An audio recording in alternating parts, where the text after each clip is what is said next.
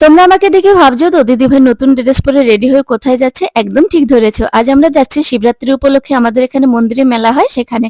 তো আমাদের বাড়ি থেকে মোটামুটি 5 মিনিটের মতো দূরত্ব, সেখানে এসে পৌঁছে গেছি। গাড়িটা আমরা বাইরে পার্কে রেখে এসেছি। আর এটা হলো মন্দিরের সম্পূর্ণ লুক। এটা পেছনের দিকটা, সামনের দিকে প্রচন্ড ভিড়, ওই কারণে পেছন দিকটা তোমাদের দেখালাম। আর আমরা কিন্তু পেছন দিক থেকে মেলার মধ্যে ঢুকেছি, ভিড়ের মধ্যে আসা যাচ্ছিল না ওই কারণে। এখানে এসে দুজন সাবস্ক্রাইবের সঙ্গে দেখা হলো, আমাদের প্রিন্সকে কোলে তুলে আদর করলো। তারপর ফুচকা খেলাম, চাউমিন খেলাম। চাউমিন না একদম বাজে ছিল, তাই বেশি খেলাম না।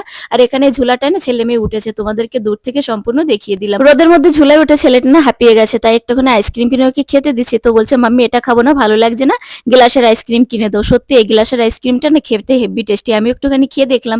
তো গাইস অনেক মেলার মধ্যে ঘোরাঘুরি হলো, অনেক কিছু খেলাম। এখন যাব বাড়ির দিকে। এই দেখো দড়ির উপরে ছোট্ট একটা বাচ্চা মেয়ে কি সুন্দর হাঁটছে, আমার দেখে না ভয় লাগছিল আবার ভালোও লাগছিল। খুব ট্যালেন্টেড। তো চলো গাইস, ভিডিওটি ভালো লেগে থাকলে চ্যানেলটি সাবস্ক্রাইব করো। সবাই ভালো থেকো, বাই বাই।